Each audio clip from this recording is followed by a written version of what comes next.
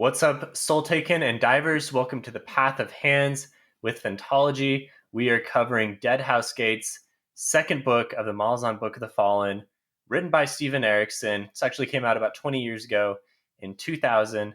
And we have Ryan, our resident Malazan expert, well, at least someone who has read all of the books. And Josh and I have read the first two only. So listeners, feel free to laugh as Ryan schools Josh and I as we try to make our way through this one. So, what's up, guys? What do you think of the book? First of all, I'd like to preface that expert is definitely relative compared to you guys. Maybe I'm an expert, but compared to many of our listeners, I'm probably average or even below average knowledge of Malazan. But besides that, I like the book a lot. Yeah, I like this book. I mean, we're gonna get into kind of issues I had with it, but overall, I liked it. I think more than Gardens of the Moon. Judging by the pace with which you guys read the book, I would have assumed that you guys didn't like it.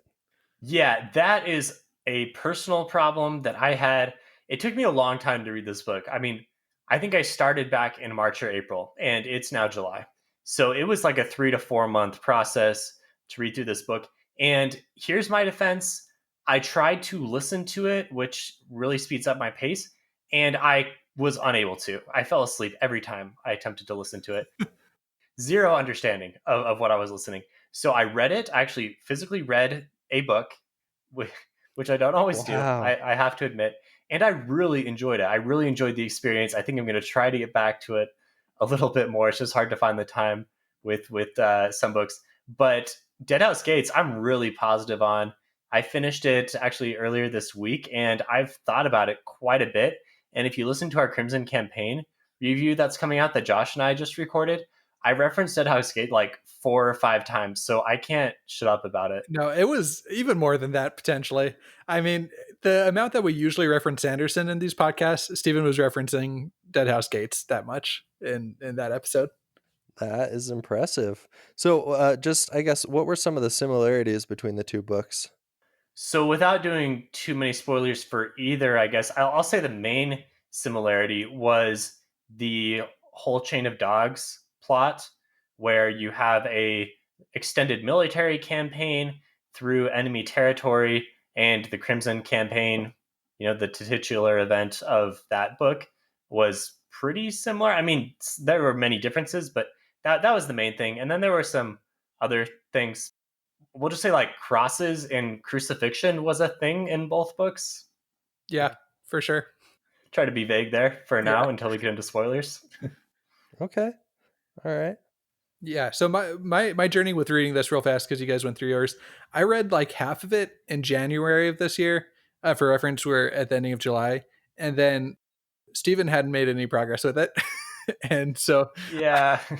I was like, if I keep reading this right now, then I'm not gonna. It's just not gonna line up on our reading schedule. So then I put it on my kind of far back on my TBR, and then got through it about a month ago.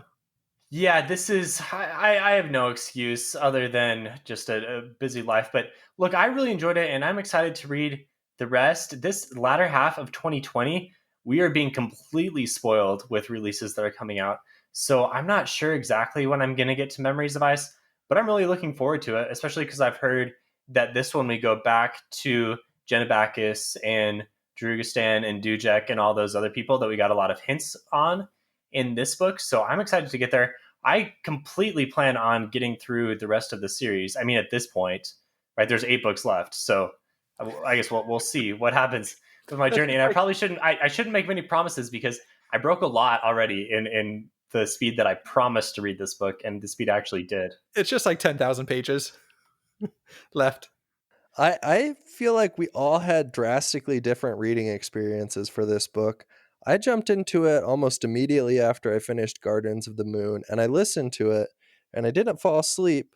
But just like in my Gardens of the Moon podcast, I frequently would go and reference the Malazan reread of The Fallen, which is found on Tor.com, and I would clarify things as I would after I would listen to them on that, which I think helped me keep a good pace and maintain interest and focus on what was happening in the books. So like I mentioned before, that's super helpful for however you're getting through this book, whether it's listening to it on Audible or reading it.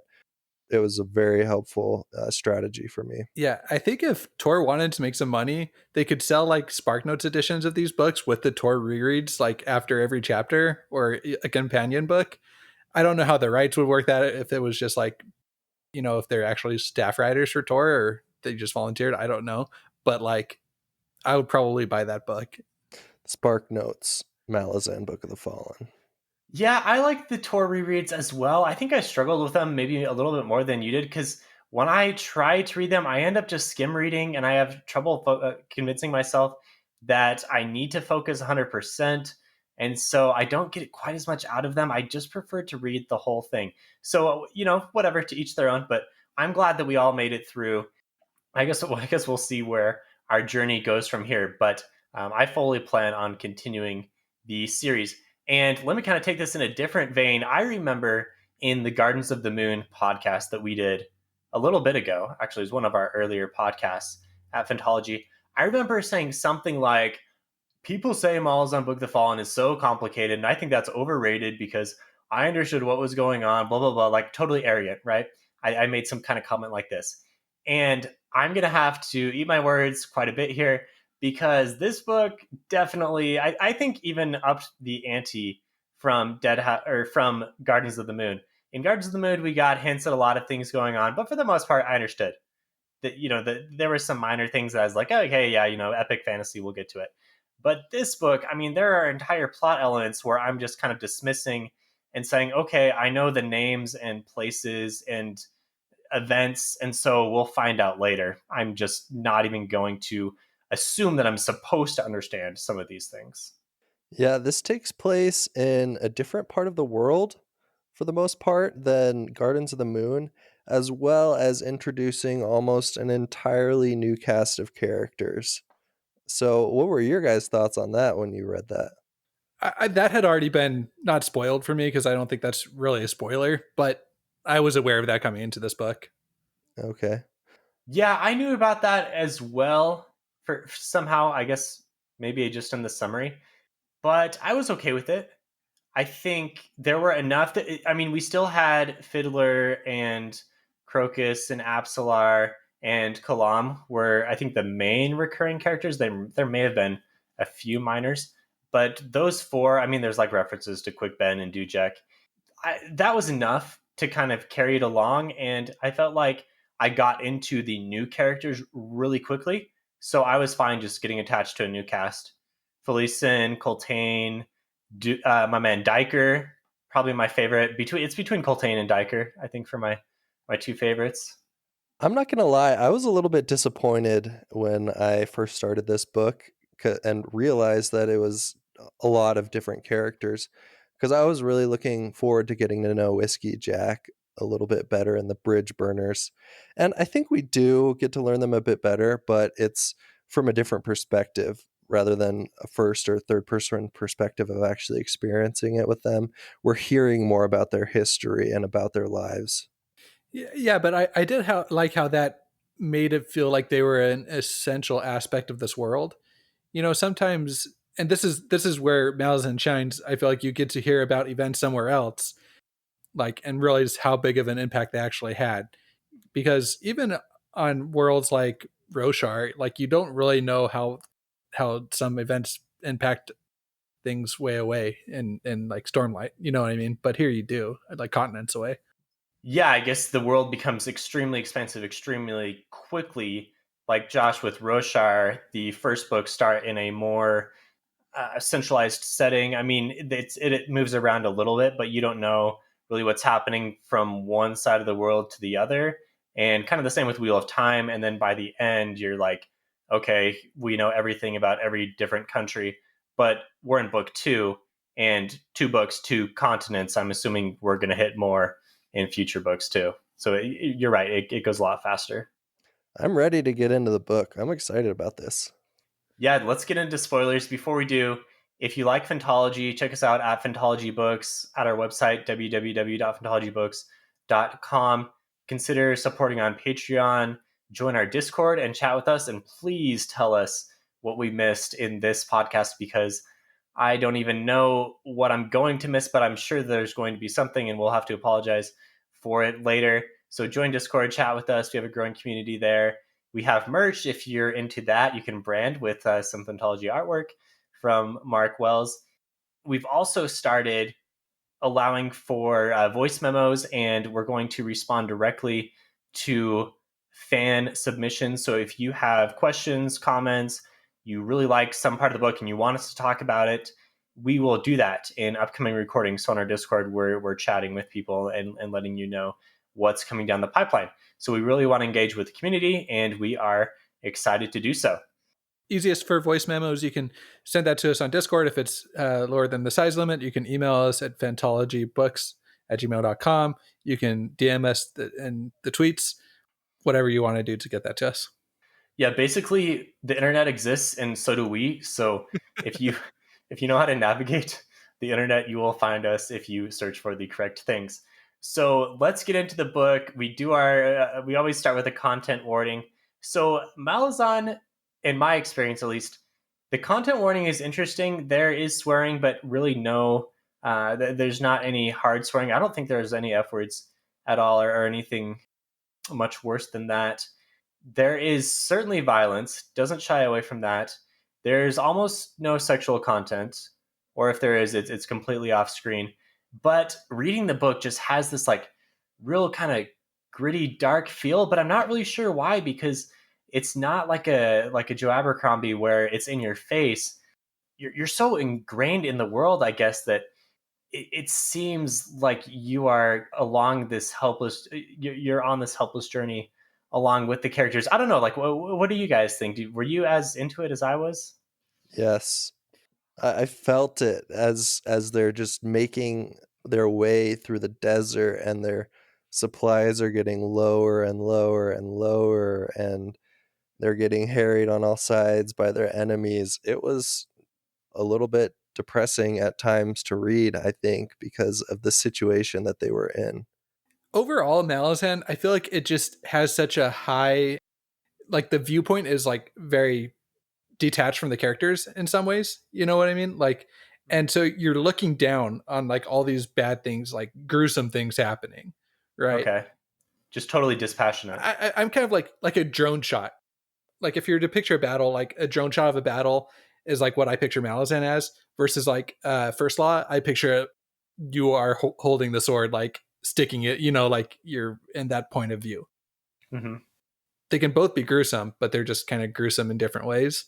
And I think Malazan does a good job of that, of establishing this still gritty scene, just much more detached from the actual characters doing the gruesome acts. That's a good way to put it. It's incredibly immersive right away. I felt like every time I put the book down, I had to pick a bunch of sand out of my teeth because I had just emerged from the deserts of Raraku. Raraku. Dang it. Raraku? Raraku. Maybe? How do you say it? Raraku. Raraku. Okay, I'm going to get that from now on. I'm not even going to try. I went to 3 years of speech therapy for my R's, so that's hopeless for me. So let's get into the plot. So I'm going to start us off in the prologue where we have Felicen, Bowden, and Hiborik. These are kind of our three characters through at least the first half of the book. They go on a journey of their own, and they are caught up in the current cull of the nobility that the Malazan Empire does from time to time. It starts off with this really vivid imagery of this priest walking down the road. He is covered in flies, and after they disperse, there is nothing remaining. So there's some magic going on right now. It's this really involved kind of disgusting scene. And it actually harkens really well to the very end of the book when something similar happens with crows. So I thought that imagery, first of all, awesome. I mean, black and black, but the crows play so much of a part in the book as well. And the flies just kind of set the tone for what's going on here. Perfect. Loved the start. And so our three characters here are having their possessions taken away and going on this forced march out of town. This is pretty similar to that scene in Game of Thrones. No spoilers, but you know what I'm talking about. The Walk of Shame. and they are taken to this otitoral mine at the edge of the Seven Cities in this place called Skull Cup. And Felicen, who is previously a nobility, I mean, she still is, but she's had everything stripped away. She is the sister of the current adjunct and also the sister of Perrin from the first book. So she has some role to play here, and we've seen her family a bit. But they kind of try to survive in this real harsh setting in Skull Cup. I guess before I talk too much into their plot, like, do you guys love this opening as much as I did? I know it bounces around between characters, but let's try to just stay focused on these guys thus far. Certainly sets the tone for the rest of the book. You have a priest of the god of death getting enveloped by flies and then disappearing, and then they literally have to fight their way through this crowd of people, just this mob who's bent on their destruction. It's very similar to what happens throughout the book. It's not the happiest book for sure, and we get the tone set right away. And some of the people, they're all chained together. By the end, there's only like hands and arms remaining on the chains as the mob has ripped people apart. And Bowden, this brute thug guy, is how we understand him at the beginning, has basically ripped people apart to ensure their own safety. And it's certainly, our characters change a lot. They might not change so much as our perception of them changes, but Felicen is kind of this innocent young noblewoman that changes, I guess, almost immediately in the Otitaro mines. Bowden is this, yeah, like you said, a brute, and Heboric is a scholar, and they will transform. And I think that's interesting how you talk about the chain of the people, and it's just kind of hands and arms. That might hearken or lead into another chain that we'll find out about later in the book, the chain of dogs. Is that what it's called? I Yeah, forget. the chain of dogs. Yeah, the imagery is really good, especially when you look back on it, like we're doing. There are so many things that make sense throughout that he calls back to. So the change you talked about, the immediate change that I see was in, I guess you said Felicen, I said Felicen, whatever. She immediately becomes a general snot to her friends who are trying to help her. She sells her body to survive. She is this beautiful young woman and she makes use of her charms. This happens mostly off camera, like I was saying. But in order to survive in the mines, that's what she does. She gets very attached to the leader there, Benneth. And eventually they are able to escape due to some events that are kind of happening behind the scenes. And Bowden and Haboric almost leave Felicen behind because they think she is so far detached from them and she just wants to like live out this crappy life of survival with Benneth in Skullcup. But eventually she does make it and they escape from the mines and make their way to the coast to try to meet up with some other characters. And this is when the apocalypse happens. And we will kind of get into that. What did you guys think of Felicen? Because I kind of struggled with her. Everyone's just kind of united in thinking she's a total punk, right? Okay. For now. Hot take. Hot take. Didn't take long. Let's hear it. This is my one hot take for this book. Okay. Felicen was my favorite character in it. Throughout. Whoa. Yeah. Really? Even though Haboric and Bowden are doing their best to rescue her and she is basically turning them down she would rather stay with Benneth? Yeah. First of all, this is, in my opinion, kind of believable Stockholm syndrome. Kind of Stockholm syndrome done right in a way. I don't know if you can ever do it right, but it's not like tropey, here you get kidnapped and then you fall in love with your kidnapper. Like, here's this guy that like is, yes, oppressing her, but like is kind of providing her safety. Like, it makes a little bit more sense, right, than a typical tropey Stockholm syndrome type thing. Okay. And I like felt like I understood why Felicen was doing what she was doing more than most other characters in this book. So did I like everything she was doing? Did I think that she wasn't obnoxious? No, I thought she was obnoxious throughout the book. I thought that she was like annoying, and it was kind of annoying reading about her sometimes. But like, I felt like I understood her motivations more than a lot of other characters in the book. So was it just that you didn't understand what was going on with the plot and with the characters, and then Felicin was someone that you could understand because Thanks she for was the very call out, human? Steven. But yeah, I think it was more. I think she was a little bit more humanized than some of the other characters in the book. And I'm not trying to like trash on them or saying that they're like bad characters or anything, but like I felt like Felicin had more effort put She had into. she had the same level of understanding of what was going on that we did as the reader. A lot of the other characters had sometimes millennia of backstory Yeah, to them, and so their actions didn't really make sense to us as the reader. But with Felicin, here she is, just a young girl in this world, way over her head, kind of the same way we're way underwater trying to read the book and understand what's going on. So I think I see what you're saying. yeah, maybe that's it. And yeah, her thing was like, I'm gonna do what I need to survive. And she did have some entitlement because she did grow up like in kind of like a royal setting, right? So like I think I can just understand why she is the way she is. Whereas a lot of the other characters, they're just told to me that this is how they are, and that works. I'm not saying that doesn't work, but I think I just understand her more.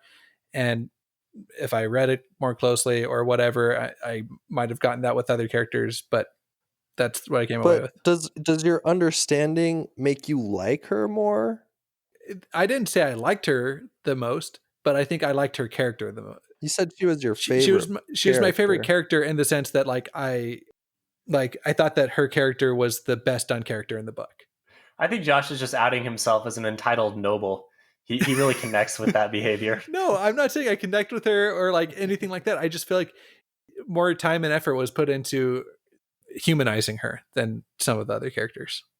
I like that. Let's talk about some of the characters who aren't human. So let's go to Akarium, who is a half Jagged.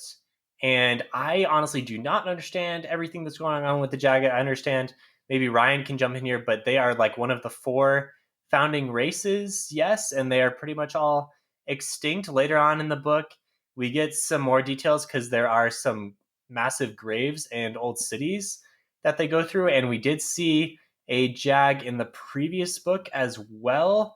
That guy was a tyrant, which I'm assuming is a different type of Jagged, but Ikariam is half Jagged, so he's not nearly as destructive. Ryan, how'd I do there?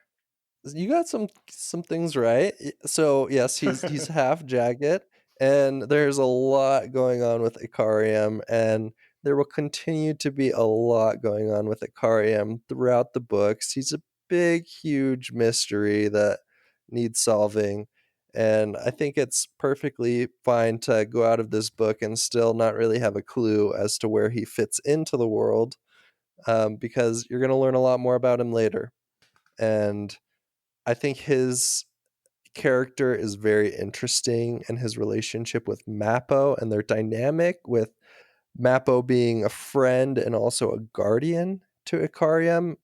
He's not so much guarding Ikariam as he is guarding the world from Ikariam. And Ikariam from himself a little bit. That's how I read it. Yeah. Just getting back to the Jagged tyrant from the first book, a tyrant isn't really like a different type of Jagged so much as I think it's a Jagged who uses their powers to become a tyrant and enslave other creatures who aren't as powerful as themselves. I took that in the first book to be like tyrant with a capital T, like a different, fundamentally different type of being, but maybe that's wrong. I mean, maybe it's that in using their powers, they set themselves apart and become a tyrant. I don't know, and set themselves into a different type of Jagged. I don't know. I don't think there's anything physiologically different from Okay. normal Jaggeds and Jagged tyrants. It's more that their actions set them apart, if that makes Okay. sense. At least that's my understanding Ryan, of it. was one of your microbiology classes in Jaggeds? Yes, I know all about.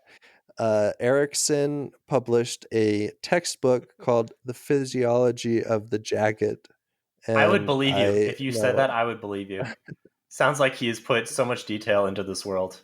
Yeah, yeah. So another thing that you touched on is, yes, the Jagged are one of these four elder races that are talked about a lot, and we don't know a lot about them, but most of them are extinct, and the Jagged are pretty close to extinction. They're very few and far between in this at the present time. So I think I know all four, and I swear I'm doing this off the top of my head and did not look this up before. We've got the Jagged, we've got the Talon Imas, we've got the Coltaine Kamale, or something like that, and we have the Fork Rail Asile. How was that? Did I get that? That was excellent. Okay. Yeah, I mean, the way the Audible narrator pronounced it was the Chain Shamal, but I mean, we're splitting hairs at this point. I'm impressed that you remembered those off the top Yeah, of your I'm head killing it because so far. I did not know that at the You're earning your Patreon when money I there, finished Steven. Deadhouse Gates. That's right. Got to impress the listeners. So, like you said, Mappo has this interesting relationship with him. Mappo is a Trell, right? We call him Mappo, but he is a Trell is just like another race. They have green skin, I think, and tusks. Am I right there? And they are journeying together. And honestly, I'm not even sure what they're looking for at this point, but they are clued into this thing that's happening, this convergence of soul taken and divers, which are different types of shapeshifters. Divers are soul taken that can assume a lot of forms, or maybe they're different. I honestly don't know the complete difference between the two, but there is this path that these beings are trying to travel upon to find ascendancy, to become gods, and we don't understand very much about this. This is something that I wanted more of in the book. I'm assuming we will get more in future books. I'm told we will. Eventually, they make their way, after some fights, they make their way to this shadow priest temple, and Iskarel Pust, who is this enigmatic guy who he's a priest of shadow, and he speaks in riddles, and we don't understand him at all, really. Maybe you do if you know exactly what's going on. Maybe another read through would make some of what he's saying make a lot more sense. But honestly, these guys, through the beginning of the book, I had zero clue what was going on. Yeah, he's a funny guy, Iskarel Pust, and he has a lot of significance to play in future books. Right now, he just seems like half crazy servant of Shadow Throne, which maybe that probably sums him up pretty well throughout the rest of the series too. So let me just jump on my opinion about Icarium. I like this character a lot too. It kind of reminded me of a similar situation in Oh, you're gonna say Lycanius? Lycanius. Yeah, nice. Yeah. Okay, So read your mind. without any spoilers there, I thought that was a similar trope done well in both series, and I like that mystery. I like that you're getting to know this character who seems to be like a pretty chill kind of guy in some ways, but like that there's this under the surface bubbling of something needs to be contained here, and so I dug it for most of the book, and I enjoyed when he was on screen. It doesn't help that he's also just unstoppable and can kill anything that he goes up against. Yeah, but that's the point. Is you kind of that makes you like him a little bit more, I think, because he's not out there just seeking out opportunities to kill people, right? He's like, don't fight me because otherwise, it's not going to turn out well for you. Yeah, he could kill pretty much everything in his path, but at what cost? And that's why Mappo's there, is because he needs to stop. It's not good for anybody involved when Icarium kind of becomes unleashed, because nothing can stop him. So I don't know. It's sort of the one of the main plot devices of Icarium. And we don't get that totally revealed until towards the end. But my understanding is that Icarium has been around for millennia, and he has lost his memory through something, not really sure what, but in past lives, well, not past lives, but in like past iterations of himself, he had leveled entire cities and civilizations. And he currently is really peaceful and friendly and wouldn't hurt a fly except when he gets angry. So it's like a Hulk thing going on. Exactly. One other thing with Iskarel Pust that I didn't pick up on until the end when I was kind of preparing for the podcast, but he is obsessed with brooms and spiders throughout. And you don't get this until the very end, but he comes across with this divers who assumes the form of all these spiders, and this is actually his wife. And so the whole time he was being crazy, but he was also like trying to get rid of all these spiders. And so it was like this ongoing feud with his wife that was happening behind the scenes that you might not even have picked up on. So that was awesome. My impression was that they meet at the end of the book. Well, they do, but throughout the book, he's attacking spiders with his broom. Yeah, and then he meets Megora, who turns out to be a diverse who can split into spiders. Right. So that's my assumption that it was her the whole time. I mean, am I off there? Oh, interesting. So I see. So you're saying that Megora is present throughout the book as those spiders, and he's like trying to bat them It's either away. that or he's so paranoid that he's got to get rid of any spider he comes across with. I guess either could be true, as far as I Oh, know. okay. Yeah, I definitely think that that's true now that you brought it to my attention. Yeah, I'm killing it, guys. I'm a you're Malazan expert. killing it. All right, let's go to another. Let's Yeah. go to my favorite two characters. So let's talk Coltaine and Diker. So Coltaine is the war chief of the Wiccans, who are this horse tribe, basically the Dothraki, and they are now part of the Malazan Empire after being conquered by the Malazans. And Coltaine is coming in as the new fist of the Malazan Seventh Army, and he is just like General Bade and can do anything. And so he takes on the task of protecting all of these displaced Malazan citizens after the entire native population rises up during this apocalypse thing that's happening. We get a little bit of backstory before the apocalypse happens, but it's really once the apocalypse happens that the story begins. So this apocalypse is started by the goddess Dryjna, who I don't understand exactly what's going on here, but she seems to be like some kind of native spirit to the Seven Cities continent, or like all of the native populations are involved with her. She has this human avatar called Shaik, and Shaik is currently alive and requires this book to begin the apocalypse. And fortunately, Kalam, our favorite assassin, delivers it to her as part of his plot. And so once all these things happen, the entire native population rises up. They kick all the Malazans out, and everyone tries to kill them. But Coltaine is not going to let this happen, and thus begins the chain of dogs that is the most awesome part of the book for me. This is observed by Diker, who is the imperial historian, who's kind of like a normal dude. He used to be in the army. He's kind of cool, but he actually gets a lot more cool as you see how courageous he is, because he's just a normal guy. And kind of like you said, Josh, like same as with Felicin, it's nice to see things through his eyes because that lets you connect with these events that are going on. So, what do you guys think of my favorite part of the book? That was so crazy when Kalam delivers the book of the apocalypse to Shaik, and then she's supposed to open it and it'll start the apocalypse, right? Right? And then she doesn't even open it, and the assassin who is following Kalam kills Shaik with the Yeah, crossbow. immediately killed. So, expectations subverted. Exactly, yes, subverted expectations. And then later on, who walks out of the, I don't know, the dust storm or whatever, the dust settles and Felicin walks out, and suddenly everybody thinks Felicin is Shaik, and you're like, what?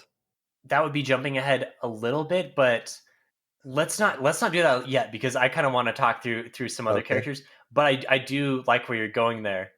Josh, your reaction on maybe like just Coltaine's general awesomeness or the whole situation with the chain of dogs? What'd you like here? Yeah, I liked how this is one of those times where you look at a map and you see that this is like part of the empire, right? But like it's not really. And I think that Malazan does a good job of helping you understand that like cities are more than chess pieces. Although you might think that these are loyal subjects because of where they are on the map, that there's this whole vibrant culture that he's able to give you taste of, and that culture informs what happens throughout the series. And so I like that. Yeah, the chain of dogs. I mean, the overall premise is really compelling, and Coltaine, he's awesome. He's like a character that's easy to like, right? Like he's powerful. He's a BA. Like he's just pretty He has awesome. zero flaws. Zero flaws. He's basically like Valen Alsorna. Yeah, yeah. But he doesn't even have a blood song to guide him. Or does So he? I mean, this guy's got something going on. He's too good. yeah. The Wiccans are just super cool. Like you said, they're basically the Dothraki, except how cool was the magic where Coltaine introduces the I'm forgetting what's the warlocks, the Wiccan warlocks, and Sormo Enoth, I think. yeah, and they're like, "Whoa, we thought Lysine killed all those warlocks," and Coltaine's like, "Well, they did, but a bunch of crows came and took their spirits and put them in Yeah. babies," and you're like, "What?" Talk about foreshadowing too. Yeah. Yeah, that's the second time I've said like what in this podcast. So I'm gonna try and stop doing that. But it's really cool foreshadowing and really cool use of magic, I think, where you have animals approaching and I guess taking the spirits of someone, transmitting them to a different body. But also lots of symbols of death in this book. You have flies, you have crows, you have what else? I I'm mean, you sure have there are literal others. shadow demons with one eye and people being brought back to life all the time. Yeah, you have Hood. You guys know? Do you guys know who Yeah, Hood is yet? he's the god of death, right? Yeah, Hood is ever present in this book. So back to Coltaine really fast. In my head, he was like Viggo Mortensen in that movie Hidalgo. Do you remember that? Yeah. Yeah, that's a good movie. Yeah. Vaguely. Well, I don't know if it was because I was so like young when I watched it that I thought every movie was a good movie.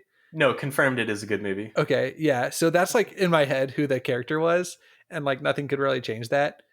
I imagine him wearing more black, and he's also got a feather cape of crows that he wears. He's probably a little taller in stature, maybe a little more muscular, but I see where you're going for there. Yeah. And the setting fits perfectly because Yeah. it's Well, like a that might be constant why. sandstorm.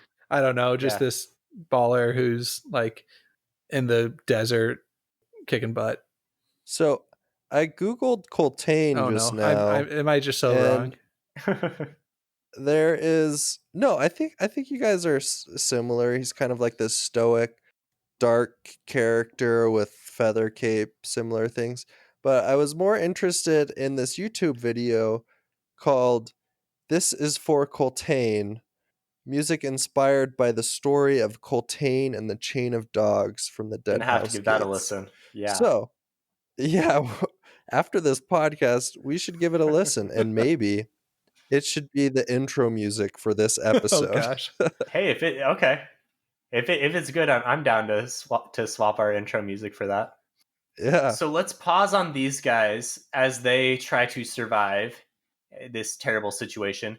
And let's go back to some characters that we already brought up. These are our friends from the first book, Crocus, Fiddler, Kalam, and Apsalar. They're coming to Seven Cities with the dual intents of bringing Sari, Apsalar, back home, but also really to assist Kalam in his attempt to assassinate the Empress of the Malazan Empire. So, yeah, just a casual trip here. And Kalam gets involved bringing this Book of the Apocalypse back to Shaikh. And he kind of does this, in my opinion, or in my recollection, he does this because of his Seven Cities roots, and he kind of like sees it as his duty a little bit. And this really sets events off. He's tailed by this Red Blade assassin, and that person immediately kills Shaikh. Her name is Lostra Yil, in case you were wondering. The narrator of the audiobook, who is obviously the ultimate authority on all things pronunciation, pronounces her name Lostara Yil. Yeah, I forgot the T. I'm sorry. Anyway, Unacceptable too. Kal- Kalam also acquires a shadow demon casual. This thing is named Aptorian. It's got one eye. I just basically imagine like some kind of dinosaur, like Velociraptor slash T Rex. Maybe like what's the really cool T Rex that they make in some of the later Jurassic Park movies? That's what I imagined. Blue. Well, no, Blue is just a Velociraptor, but I'm thinking of the T Rex Velociraptor Oh, hybrid that they make with the long arms. Not That this, not also this. that also it's has like like DNA of like lions and stuff in it. Indominus The Rex or Indominus Rex. something That's like that. basically Aptorian. So the Kalam's off on his journey separately. He ends up journeying through this shadow realm. He does a bunch of cool things. And Crocus, Fiddler, and Apsalar are kind of on their own. They journey through the desert for a while. And eventually they meet up with Icarium and Trell and Mapo Trell, who are still at the Shadow Temple with Iskarel Pust. And that's kind of where we'll leave them for a hot second. And let's go back over to Felasin, Bowden, and Haboric, who are on the coast looking for rescue. And they are picked up by Culp, who is our token sorcerer who's going to be sacrificed horribly in this book. And they get picked up, they get drawn into this sorceress battle and dropped into this magical warren and board this undead ship called the Solanda. And this is where I completely lost track of what was going on, because what is this, Ryan? Yo, come on. You didn't ask me, Steven? Okay, Josh, what is it? There are a lot of things Okay, you Ryan, said. what's going on? I think I was okay with the plot of our heroes from Gardens of the Moon, but once we got into this undead ship crewed by these Tisti Andi, who were all beheaded and their heads were piled up, but their heads were like still alive, and they started the drums going and they started moving again. I mean, we're basically into Pirates of the Caribbean here, but even more intense. Isn't it Oh, awesome? it's awesome, but I have no idea. I have zero clue what to expect from this. That's part of why it's awesome, is you're just like on a train witnessing all of this crazy stuff. You're like, how is he fitting all of this into one So book? this is when it really started to feel like you can understand why, this is like D&D that they just like expanded the world of and like wrote into a book. This feels like a D&D campaign where the dungeon master is just like, screw it, I'm putting them on a ship with headless people now. Like that's just kind of what it felt like to me, with no rhyme or reason for how they got there, really. It's just like, oh, cool, now we're going to this really imaginative, cool setting. Man, if this was a D&D campaign, there were a lot of critical failures and critical successes, a lot of Yeah. nat 1s and nat 20s in this Yeah, a lot. I mean, this is drinking from the fire hose, you're witnessing small parts of this world which Erikson and Esselmont created together. So he's giving you bits and pieces, and you're going to have to wait until book 10 to get most of the pieces Are put you kidding together. me? Book 10 for most of the pieces? Well, you're going to get bits and pieces throughout all of it, and I think you'll probably start putting most of them together by book 7 or Okay, 8. yeah, just 7 or 8. Steven, it's a oh commitment. yeah, I'm going to finish the series, no problem. I got this. It's No. only 8 more books. I'm no. I'm really into it right now, but at the same time, that is interesting to me. I would expect answers to be doled out in doses. Like into book 3, we get some questions answered, but more raised, and so on. But you're saying like nothing until that late in, Ryan? No, I'm not saying nothing. I'm saying that you get tons of bits and pieces, but it doesn't really start to make a cohesive whole until the later books. If you're doing like a jigsaw puzzle, it's kind of like you're turning over all the pieces, and then you're like starting to do the corners, and then you're starting to like fit little patches together. Yeah. It's a good analogy. And then someone comes over and does a table flip on your jigsaw puzzle. And then somebody chops your head off and uses you to build the puzzle in an undead form without using dark magics that you don't understand. Going dark, Ryan. Going dark. I like it. I feel like we just got a spoiler for something in the series. Well, we were just talking about. I mean, there's some sort of magic involved. Yeah, we were just talking about undead crewmen with their heads chopped off. It fits. All right. Or did Josh? No, did you miss that? No. I got it, Ryan. We were reading? just talking about it, but I feel like that's going to happen with a character we like or something. I don't know. Let's just move on. This will be explained further later on. Raffo. It better be. We're on the Solanda for now. A lot of things happen here. I'm probably going to miss some details. There's going to be some important things that I gloss over. But my understanding is that, and so the Talani Mass, come on, there's a group of Talani Mass that come on. They kind of do some magic stuff. And then there's a undead dragon that comes through. Some of the people that are there, some of our humans, are now embarking on the path of ascendancy because of the way that they've come into contact with the Warrens and the magic here. There's a rent torn in one of the Warrens, and in this pretty cool scene, the ship catches on fire. Our characters are able to escape through the hole in reality, and they land into Raraku. Got it that time.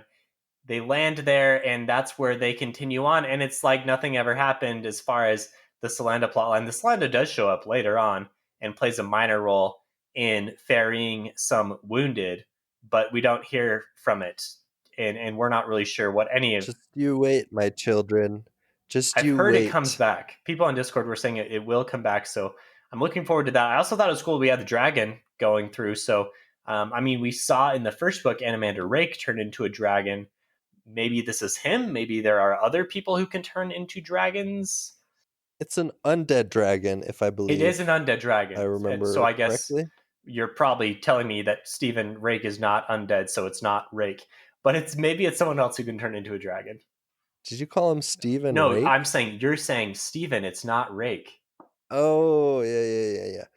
Well, Animander Rake does not transform into an undead dragon. We know that from the first book. Duh. Come on, Yeah, Stephen. Even we should Put have two and remembered two that. together. Yeah. All right. Do I need to spell things out for you? Just kidding. yes. So yeah, you'll learn all so much about Warrens, where they were when they were sailing in the Solanda. It's pieces of a greater Looking whole. forward to it. And we do pick up more on Warrens in this book. Warrens were a complete question mark for me. In the first book, I feel like I understand them a bit more. In this one, especially towards the end when they're into Tremolor. So getting kind of into that plot, Mappo and Akarium and our heroes from Genebacus are now all together with Pust. And they learn that Pust's servant, whose name is Servant, is actually Apsalar's father through kind of a weird thing going on here with Shadow Throne. And then they all kind of take off into the desert, seeking Tremolar, or also trying to follow Apsalar and her father, who have taken off.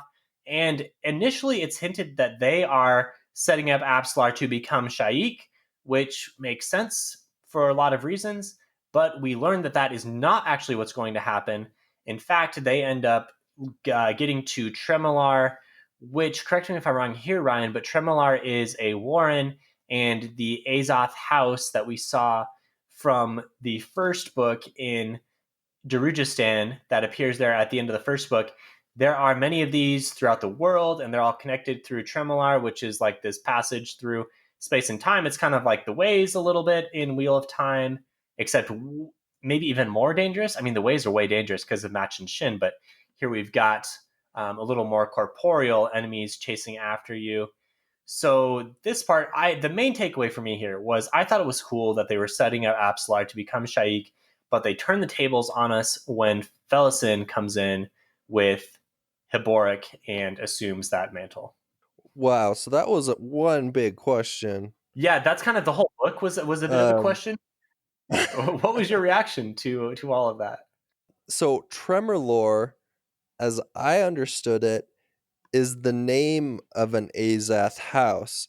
One individual house? That Yes. house in Seven Cities. Okay. Yes. That is that's an Azath house. And I believe that Azath houses have their own warren. Each one does, and they're connected somehow? Yeah. That's actually a part that I don't understand 100%. You've caught me. This is a hole in my Malazan Ryan, knowledge. come on! I thought you understood everything. We'll look this up afterwards. We might add this to our Patreon correction video. I mean, as far as the Tremor stuff, that was cool. But what do you think of the misdirection with Shaik? Were you guys as into this as I was? I thought it was cool. You know, I didn't remember it super well, but now that you bring it up, I do remember thinking that Apsalar was going to become Shaik, and then boom, boom, boom, expectations subverted, and who becomes Fellison but Josh's favorite? I mean, who becomes Shaik but Josh's favorite character? Yeah, Josh, this is your Fellison. favorite character. Tell us Yeah. about this. Well, this is when it started to kind of lose me a little bit, because the same thing happened to Sorry, like where, it feels like you have this character that's kind of relatable, and then they just get made into a god or possessed by a evil assassin demon thing. It seems like you get these characters that you're able to relate to, and then they get their whole persona changed because of something that happens to them, and they're made cooler, like on paper, but I don't know how well that translates into actual cooler as a character. I mean, Sorry, I feel like Sorry, for most of how we knew her in Gardens of the Yeah, Moon, yeah, was yeah. possessed That's. by I mean, Cotillion. I was And just then conflating the. Cotillion leaves and she Yeah, kind of I was becomes just normal. conflating the two, right? Like, but I feel like Absol. I feel like Felicin was kind of like Absolar, only done like in reverse, kind of. Yeah, a little bit. I think she kind of changes gradually. At first, you think, oh, this is the Fellison that we've known and loved for the whole book. Well, me loved, you guys not so much. I was saying it a Okay. bit sarcastically. But then as we keep going with time, you see how she's starting to change a bit and actually become Shaik. At first, when I read it, I thought this was kind of a misinterpretation, that Fellison wasn't actually Shaik, that there was something she was gonna she's gonna pretend to be Shaik, and then somehow it would turn out bad for her later. It seems like Dryjna like reluctantly accepts her to become Shaik, and then by the end of the book, she's full on avatar of the goddess. But she seems to maintain a little more control over her actions than Sari does. Yeah, well, I mean, on one hand, it's basically Cotillion Right. controlling Sari. So Sari doesn't really, she's not controlling herself. On the other hand, Fellison is herself, and then I think she gradually starts to take on the aspect of Shaik. So she becomes more and more like Shaik as Drijna kind of influences her. So one is like a Luz Theron Randall Thor situation, whereas the other is like a possession almost. Kind of. Yeah. Yeah. Oh, okay. But maybe we I don't might know. get some pushback. Yeah. I mean, Like you have a person influencing you but not controlling you, whereas the other one is like you're not really in control of yourself. Okay. All right. We can move on. actually, so one other thing before they get there, Fellison and Borak have this encounter with Grillin, I think is the name of this rat divers that tricks them and literally devours Culp and Bowden, who reveals himself to actually be a Talon assassin. And the Talon were even before the Claw crew of assassins. So this happens right before they actually make it to Shaik. Just thought I'd mention that because that was kind of a chilling turn of events there. It was tough to see our guys be devoured by these rats. Ugh. Yeah, that was a surprising moment to say the least, where Culp, I kind of liked Culp, and he's, starting to figure something out, something's fishy, and then all of a sudden, wow, he's rat food. But Erickson doesn't shy away from killing some of these guys. I mean, let's just get to the end here. And speaking of guys who their fates may not be the greatest, let's go back to our chain of dogs, and Coltaine and Diker and the rest of our guys here are now winning a series of very difficult battles. We could probably talk about this more in depth, but they are making their way towards Aran, which is like thousands of leagues away on the entire other side of the continent. They have several different enemies and clans to overcome, and they do every time using a combination of explosives and natural spirits of the land and just general being better warriors and better organized and exploiting all of their tiny little advantages. So this part, I mean, like I said, this is kind of what I was here for in this book for the most part, and pretty much loved every page of this plotline. Yeah, although despite all the outmaneuvering and the better tactics and better training, things continue to look grimmer and grimmer and grimmer. Yeah, we're almost towards the end, so let's get into the conclusion for each of our group's plot lines.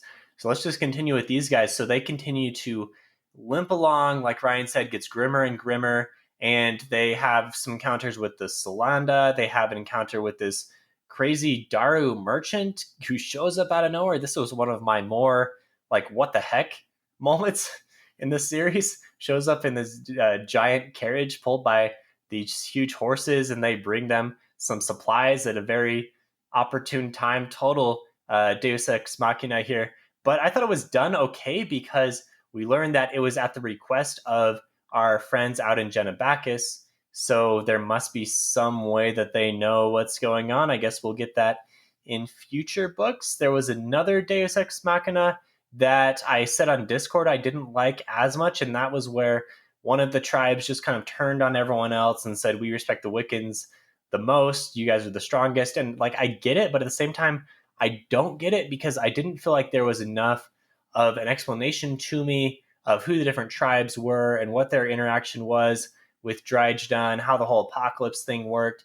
Because my impression was that just every person out there on the continent wanted these guys dead, and then all of a sudden, okay, we like you, so we're going to help you out. That one I wasn't quite buying, but other than that, I was way into all of these victories. I could see why you would think that these seem like Deus Ex Machina, because they might not have been set up very well beforehand, like you mentioned. But I think looking back, reflecting from where I am at in my vast Malazan experience, I don't see it really as a Deus Ex Machina, but I can All sympathize right, with so you're you calling me a noob. for sure. Yeah, you noob, you Malazan noob. So eventually it doesn't work out for him because they get to within sights of the gates of Arin, and they actually get all of the, well, I mean, the surviving refugees. A lot of these guys get killed, but like a significant chunk of the refugees make it all the way across. So very well done. Unfortunately, in order to do this, Coltaine has to sacrifice himself and basically all of the Wiccans. And in one of the more frustrating or like this was a good moment, but at the same time, it made me want to throttle some of the characters, specifically Malik Rel and Pormqual, the cowardly high fist, because these two have, well, Malik has done this out of, he's evil, but Pormqual is just an idiot, and they have prevented the army from Aran to go out and help them long enough to where Coltaine is overwhelmed by the forces of the apocalypse and killed, and they start to like crucify him, and they're going to prevent his soul from leaving. But this dude comes up onto the battlements, legendary archer or whoever this guy is, maybe just some random soldier who's a good shot, and he kills Coltaine. His soul is released into the crows, and that is the foreshadowing that I was talking about. So Malik Rel, evil, obviously. They call him the Gistal priest. We're not exactly sure what this means. Has something to do with like a specific order of magic or something. I guess we don't know yet. It was hinted at briefly. He's a priest of Okay, Mael, who's the god of the seas. sure. And he's evil because he was responsible for killing Coltaine, which I cannot forgive him for. Cue Lincoln Park in the end, Oof. where it's like you've tried so hard and come Oh, so far, ouch. but in the end, it Oof. didn't even matter. But it did matter because the refugees were safe. But then stupid Lord Palmqual or whatever, just total inept commander, makes all of Coltaine's maneuvering almost kaput. Yeah, this guy might have been even less likable than Malik. I mean, at least Malik was competent. This guy's an idiot. He gets totally outmaneuvered. I don't know how he Yeah. got to be High Fist in the first place.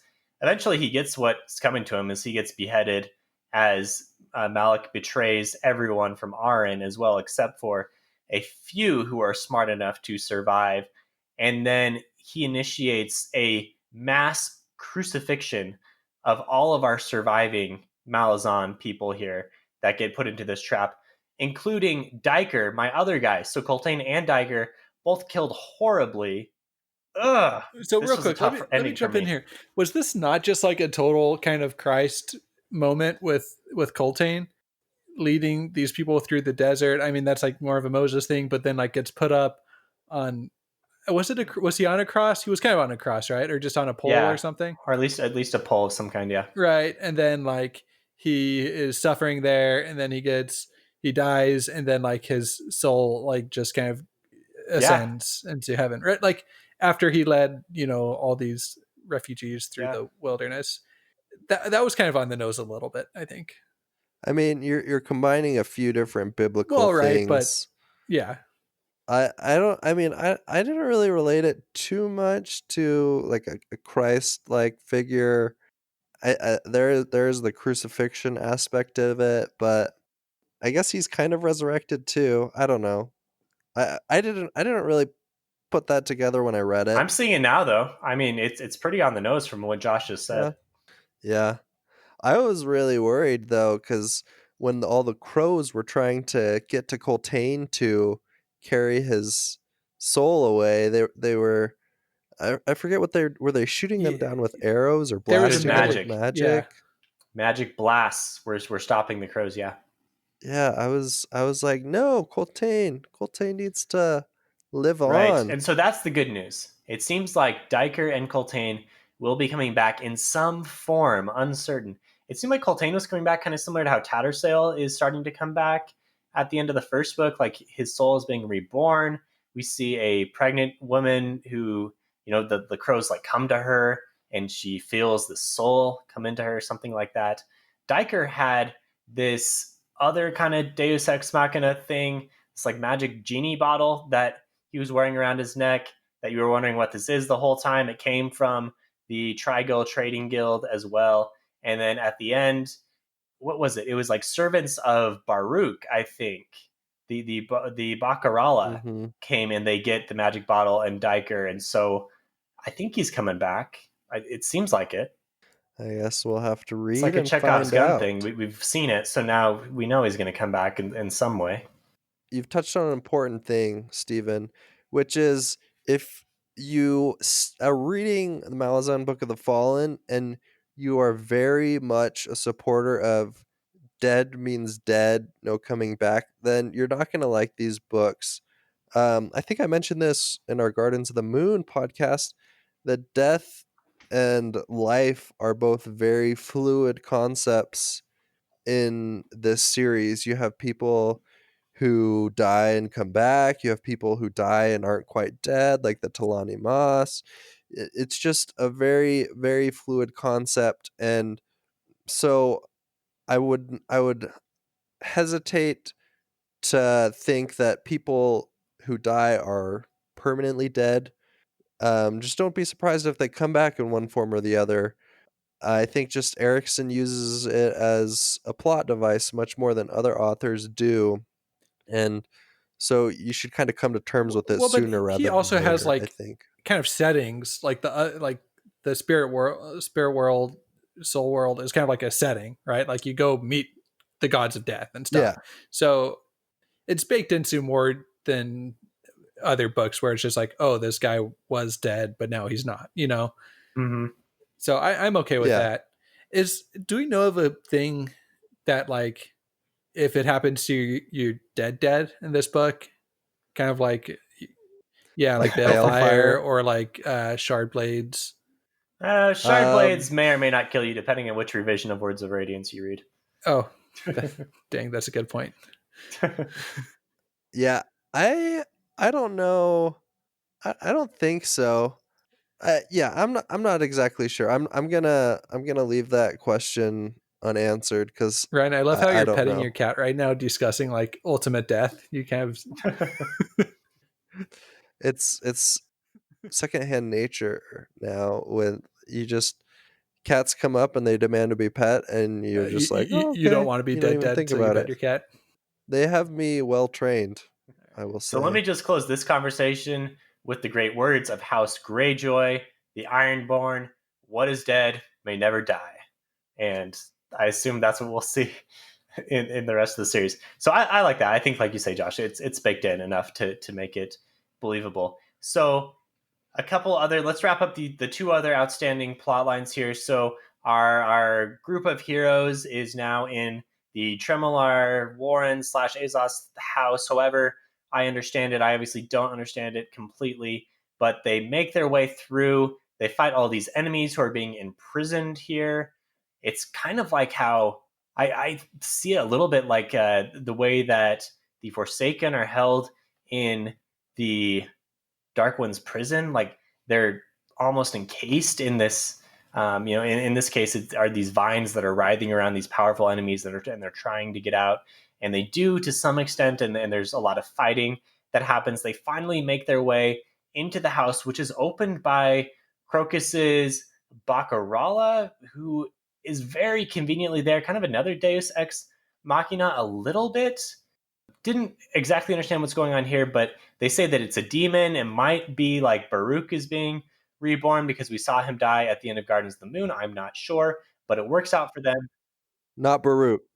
Not Baruch. It's Crocus's uncle Oh yeah, Mammoth. Mammoth. Yeah, you're right. Yeah, so we'll see what it comes to play there. Anyway, they make their way into the house.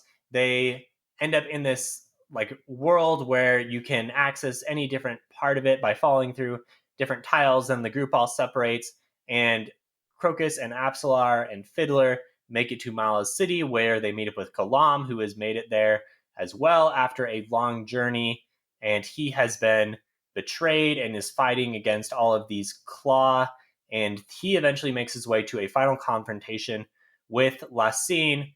And I had no idea what to expect. Like I thought anything could happen here, getting into this climax at Mala's city. Oh my gosh. This book has so much There's a lot. stuff into it. We could do 2 full episodes easily talking about We could all do of way this more than stuff. two. We're trying to cram it Um, into one. yeah. So what did I think about the confrontation with Lassine? Well, it blew my mind because Lassine is set up as just like an evil empress who isn't competent, and the empire is just kind of going to going downhill since she took over. But after her conversation with Kalam, you see her side of things a bit more, how really she really saw Kellenved and Dancer as her friends, and I think it kind of broke her heart to have to betray them, but she was trying to do what was best for the emperor, because though they were good conquerors, they wouldn't be good rulers. And so she certainly becomes a more sympathetic character at that point. And so that was pretty crazy, and so much so that I Kalam, who has marched across the world to bring Lassine's reign to an end, kind of out of revenge, he decides not to go through with it. Yeah, so that was tough for me. Like Kalam coming all this way, and I don't know. Like maybe I just don't know his character well enough or understand his character well enough to know if this was fitting or not. But this was, I don't know if, like, I had a lot of mixed emotions with reading it. I was like kind of let down that he didn't just go through with it. I feel like if this was a Joe Abercrombie book, he would have just gone through with it. Like, right. Like, Yes, screw it. Might as well yeah. just be realistic about this and kill him anyway. Yeah, exactly. So just that she could explain it all away with like saying, yeah, it broke my heart to do these things. And there were reasons. I don't know if I bought it. I think I have something that might redeem this for you a little bit. So I read this as a few different. There were some undercurrents here to the conversation. One big thing is she's not even really there. Yeah, right. She's So she talking was to safe an no matter animated what. corpse. Yeah, and he realizes this. I don't think she knew, or I'm not sure if she knew that he realized it or not, but he did. Kalam realized it. He realized there was no way he was going to be able to kill her anyway. So I don't know if he bought everything that he was saying, maybe some, So he just but didn't want to not play his all. hand. Like, And so, yeah, I don't think he wanted to play his hand here. I think he was maybe like waiting for another opportunity, or he wants to investigate some of these things before he proceeds with his mission. But if he was to like rush forward and try something, who knows what could have happened? Because if she's powerful enough to talk through an animated corpse, like anything could be waiting. Maybe even Kalam, who is pretty much unstoppable as well, might not go too well for him here. So that's how I interpret it, and that's why I was okay with it. Because I'm with you, Josh. If Lessine was just to be able to talk her way out of it and Kalam walks away peacefully, that's lame. But if there is another undercurrent and reason why it's happening, then that's cool. And I did come away with that too of like, oh, well, he wouldn't have been able to kill her anyway, but I didn't pick up on the fact that he realized that. Like I didn't know when he realized that, I guess. I didn't realize that made his decision for him. It must have at some to some level, and I don't think we're entirely sure. At least I'm not entirely sure, but I feel like it influenced it. Okay. All right. All right. I didn't hate the scene. Regardless, I thought it was a well structured scene. I thought you got some big payoff moments with how the scene was structured, and the emotional impact that it had on me as a reader was still prevalent. So that's pretty much the book. There's a few loose ends to tie up here. I don't think we're going to get to all of them. We have some characters who we think are coming back. We have Felison is full on Shaik now. She brings her army to Arin. They end up going back into the deserts of Raraku, and Tavor's army is approaching Seven Cities as well. So we're probably going to get more of a showdown here between these forces in future books. Sounds like Memories of Ice takes place back in Genebacus, so I think we're going to press pause here from the people we know, at least maybe some of them. I don't know. Anything could happen, really. But that's a wrap for the book. And let's go into our worst of the best segment. We just have a few minutes here, but we're just going to briefly talk about something that was our favorite, but like one little thing that kind of nitpicked on us enough to the point where we were like, that could have been better, but it was still cool, but maybe it could have been better. I tend to kind of talk myself out of my worst things if I talk for long enough, which you can tell I'm kind of good at. But I'm doing Ryan, already. Josh, yeah, you guys have a worst of the best for us? Let's hear Josh. All right. For me, the way that Felison's story arc progressed and changed kind of so fast. Like I talked about how she was my favorite character, and I think that's because at the beginning of the book we were allowed to sit with her and get to know her as a character without plot just happening around her like all the time. But then that started to change. And so that's kind of just out of the whole book, not one specific instance. But I kind of wish could have left her in more of a static setting and gotten to know her character better before just throwing her into, like I talked about earlier, these plot things happening to her. Ryan, you have one? I like that one, Josh. There's really no time. There's no time to press pause and just learn about someone like you would in some other epic fantasy where we're sitting around chatting for extended periods of time. You know, I do not have one. It was It was all all the best for you. amazing. Okay, I have one. I kind of talked about some of the Deus Ex Machina that I didn't like quite as much. Ryan called me a noob for doing that, so I'm not going to go to that. But I'm going to Noob. say my worst of the best was the word ochre or ochre, however you pronounce it. That word is in this book way too much. And I really love this setting. I love the desert setting. I could picture it so much. But like every page, okay, not every page, but at least every chapter, the desert or some color was described with the word ochre. And I think that you don't need to be quite as verbose as Erikson likes to be. I mean, it shouldn't take a thesaurus to read this book, sometimes a dictionary.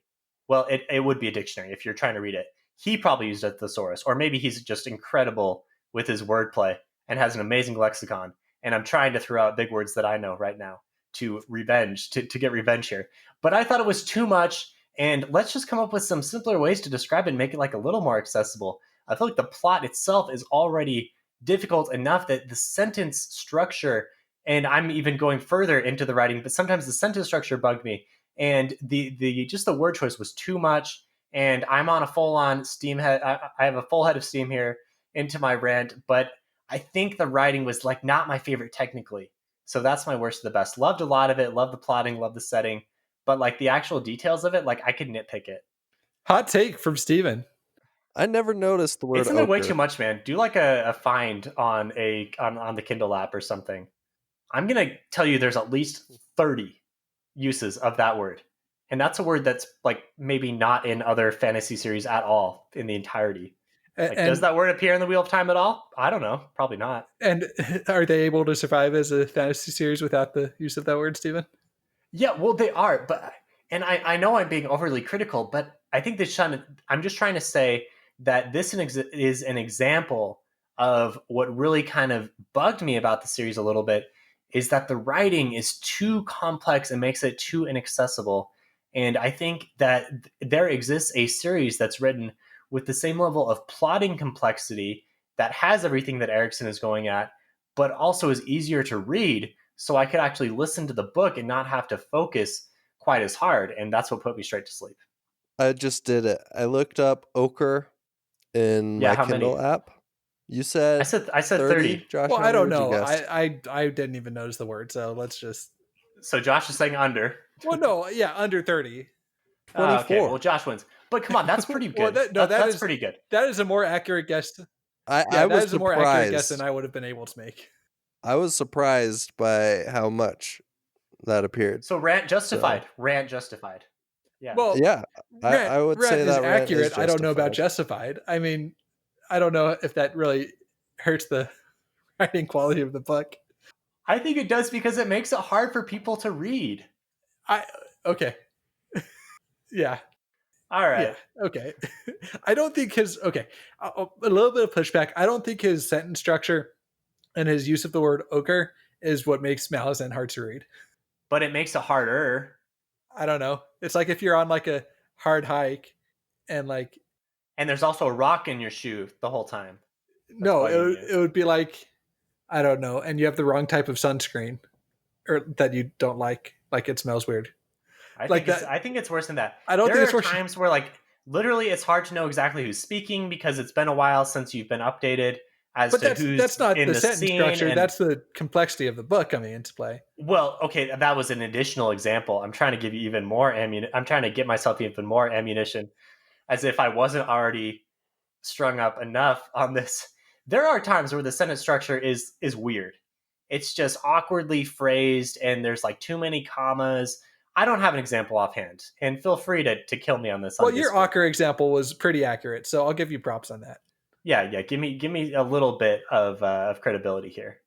Anyway, that doesn't take away from how well, it maybe took away a little bit. It obviously did, but I still really love the book. I was way into this book. I agree.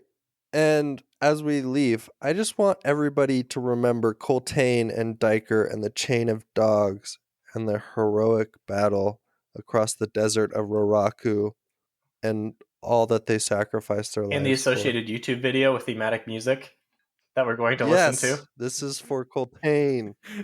That we're gonna get our first copyright claim or whatever.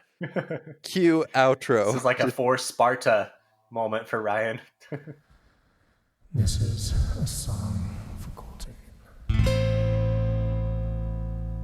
Yes. All right, thanks, Josh. Ryan, this has been a fun review. I think we had fun with this one. We all really liked the book. If you like Phantology, check us out on socials. Check out our Discord. Please join us. Chat with us more. We'd love to have you on our community. And we will see you guys next time. Memories of Ice. I'm not going to promise when the release comes. This isn't looking great for a 2020 release. Like, I'm going to be honest, it's probably not. Are you kidding me? What are we turning into? Patrick Roth this year? No, we've at least read something in the past 6 years. No, but you're right. I mean, we got like Dresden. Rhythm of War. We have Trouble with Peace coming out. There are, let's see, Black Song, which is a lesser known, but that's an Anthony Ryan sequel to the Valen Alsorna series. There's some more too. I'm forgetting.